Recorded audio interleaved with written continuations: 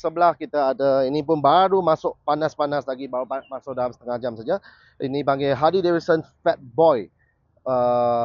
Fat Boy 96. Okey, motor ni tahun dibuat 2011, register 2016. 2011, register 2016.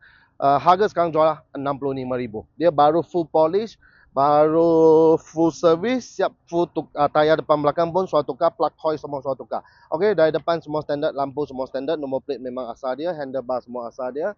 Okey, semua sudah dia beri polish kilat-kilat lagi. Okey, sudah ada satu phone holder kat sini. Tayar depan memang baru ya, bulu pun ada lagi. Okey, depan sudah tambah satu fog slider, sudah tambah satu crash bar, siap ada full rest kat sini. Siap dia ada buat lampu. Malam baru nampak lah dia ada biru punya lampu kat sini. Malam main cantik. Okey, ini cover pun dia suatu tukar. Ini actually dia Fat Boy 96 tapi dia suatu tukar, ini cover 103 lah. Tapi ini 96. 96 maksudnya dia punya CC 1584. Kalau 103 dia punya CC 1600 lebih. Ini V-twin engine 1584 cc dengan 80 horsepower. Top speed lebih kurang 180 km/h. Okey, kemudian dia sudah tambah dua side bag, kemudian dia sudah tukar single seat.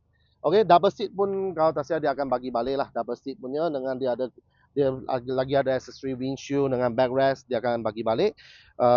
Single seat ni pun dia baru tukar 2000 lebih. Kalau kita mau single seat, mau double seat pun kalau dia bagi balik, kita bagi juga. Okey, kemudian suatu tukar satu RC punya sport exhaust. Tayar belakang pun tayar baru. Okey, ada 90% ke atas.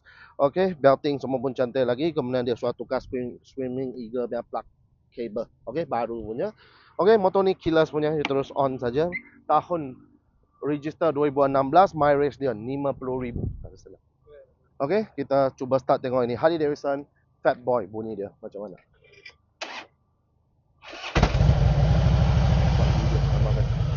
Amal kasih.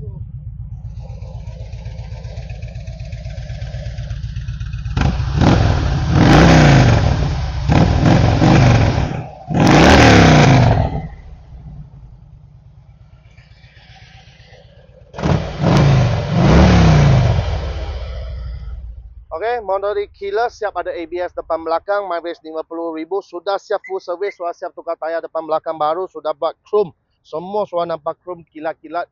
Beli pakai aja, condition memang cantik lagi. Okey, tahun dibuat 2011, register 2016, Harley Davidson Fat Boy ni harga jualan sekarang 65,000 saja. Deposit RM100, bulanan 1,100 untuk 7 tahun. Loan Aeon, loan kredit, loan kedai, loan bank pun kita uruskan.